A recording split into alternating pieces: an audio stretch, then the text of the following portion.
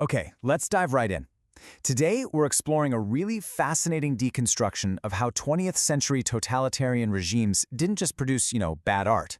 They actually engineered highly calculated machines to turn myth into reality. In this explainer, we're going to unpack the mechanics behind both Soviet and Nazi cultural propaganda and see exactly how aesthetics were weaponized to shape public consciousness. To really wrap our heads around how this worked, we've broken things down into 4 clear chapters. First, the end of pure art. 2, engineering mass appeal. 3, the totalitarian aesthetic. And finally, 4, fabricating the myth.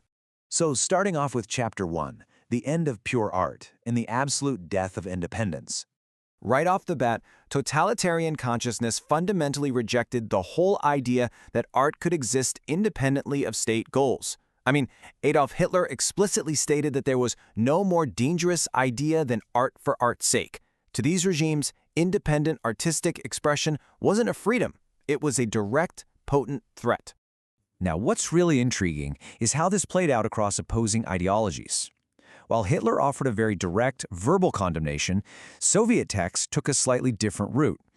They constantly framed the phrase, art for art's sake, in these ironical inverted commas. But make no mistake, the underlying belief was exactly the same. Both regimes viewed the apparent lack of ideological content in pure art as a dangerous ruse. They believed any art not actively serving the state was just camouflaging subversive ideas. So, this rejection of autonomy quickly evolved into a highly controlled, mechanized system. Leaders genuinely believed they just had to hand down a task based on their worldview, and art would automatically trigger this new renaissance. Non-realist movements? Boom! Immediately banned. They were seen as poisonous distractions orchestrated by outside enemies to confuse the working class. And, to strictly enforce this, they deployed massive administrative measures, like powerful ministries of propaganda, to execute their predetermined state aims with total precision. Moving on to Chapter 2, Engineering Mass Appeal, and how they went about manipulating the masses. When we look at the explicit mechanics of this manipulation, a pretty startling parallel emerges. In his writings, Hitler stated that the masses' capacity for perception is extremely limited, meaning contrasts must be painted in black and white. This actually reveals an explicit borrowing of Marxist propaganda techniques by Nazi leadership. Both regimes recognized they were trying to reach the exact same working-class masses, which meant they needed the exact same simplified, highly contrasted visual language. Imagine walking down the street in either regime during this era. When you look at these Soviet and German political posters side by side, the stylistic similarities are literally blinding. Whether it was the communists or the National Socialists, they relied heavily on the exact same high-impact symbols. You've got the heroic worker, the clenched fist, the breaking of chains. These easily digestible images completely transcended opposing political lines, and they were designed to agitate the public without requiring them to read a single word. But here's where it gets really interesting. This absolute demand for simplicity sparked a fascinating linguistic dilemma inside the Soviet Union. It all came down to a heated debate over 2 simple words. Should art be understood or understandable? This subtle translation shift literally changed history. You see, early translations of Vladimir Lenin's directives either said art must be understood by the masses or understandable to the masses. Now, understood allowed for a liberal approach, the idea that the masses could be educated over time to appreciate complex art. But understandable? That was a hardline interpretation. It demanded that art immediately cater to existing basic mass tastes. Ultimately, the hardline directive for art to be immediately understandable became canonized, which deliberately and permanently lowered the ceiling for artistic complexity. This need for immediate, localized mass appeal was so absolute that regimes even erased the line between high art and traditional crafts. Take this miniature of the Pelik School, for example. Artists who previously painted delicate religious icons or intricate local folklore were completely repurposed.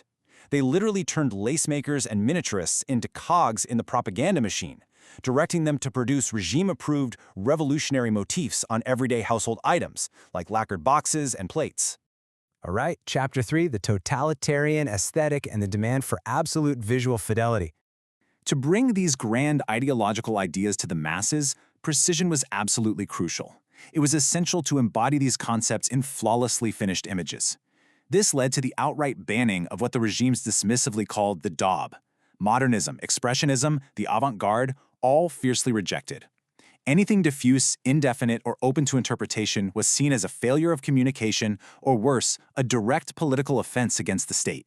It's really striking to observe how leadership across both regimes evaluated art in such incredibly similar ways. Hitler would pitilessly withdraw all daubs and unfinished works from German exhibitions, famously shouting his intolerance for them during gallery tours. Meanwhile, Stalin offered his absolute highest praise only for paintings depicting living people in a highly literal, recognizable sense. Both regimes shared this intense, unyielding criteria for judging a work: the perfection of its technique and the artist's professional competence in exactly imitating real objects. You can clearly see how this cross-regime obsession with hyper-finished, traditional photorealism plays out on the canvas here. We have Hills's Peasant Venus and Brodsky's Lenin alongside Katzman and Wendel's highly finished works. Just look at the exactness. There is zero room for interpretation. Everything is perfectly lit, perfectly proportioned, technically flawless. The artist's unique subjective perspective is virtually invisible, totally replaced by a mechanical, almost photographic exactness. This stylistic shift was so aggressive that contemporary critics actually mocked it as moving from futurism to photorism. The art moved deliberately toward this extreme, incredibly kitschy photographic likeness. The grand house of German art was even jokingly nicknamed the Palazzo Kitschy. And in Soviet art, we saw the rapid rise of Brodskyism, a term that essentially became a synonym for absolute photographism. Which brings us to our final section, Chapter 4, Fabricating the Myth, the Utopian Illusion. Now, you might naturally think that a state obsession with photorealism means these regimes wanted to show reality. Actually, scratch that. Depicting objective truth was entirely condemned. They dismissively called it crude naturalism. Showing reality exactly as it was, whether flawed, struggling, or just mundane, was seen as soulless, a direct infringement on their sacred principle of truthfulness to life. Why? Because the state's ultimate goal wasn't to document the present reality at all. It was to vividly portray a joyful, already achieved utopia.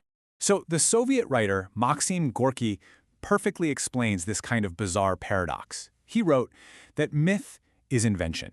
To invent, he argued, means to extract fundamental meaning from reality and embody it in an image, and that, he concluded, is what gives us realism.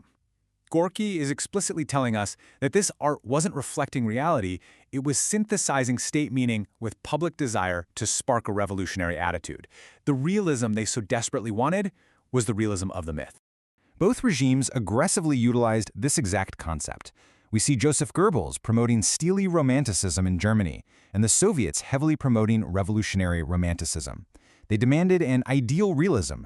Art shouldn't escape into pure fantasy or the blue beyond, but rather heroicize the struggling present. They demanded artists paint the world not as it currently was, but exactly as the state promised it would inevitably be. This table brilliantly illustrates the core philosophical flip of this era. Look at the stark difference between reality and myth. Reality, or crude naturalism, was the objective, flawed depiction of actual life, and it was actively rejected.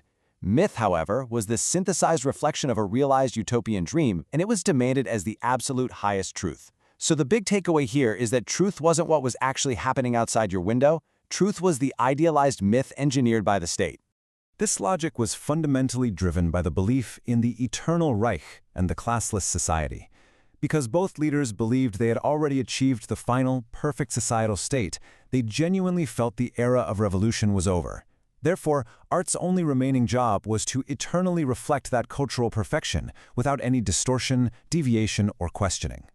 The theoretical foundation of all totalitarian aesthetics ultimately rests on a profound, pretty terrifying radical claim: the complete identity of art and life.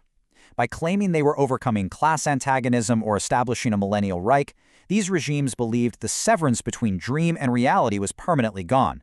They claimed their engineered society was actually superior to art itself. Which leads us to a really profound historical question. What happens to humanity when a society forces art and reality to become completely identical? I'll leave you with that thought to ponder as it reveals the ultimate lasting danger of weaponized culture. Thank you so much for joining me for this explainer.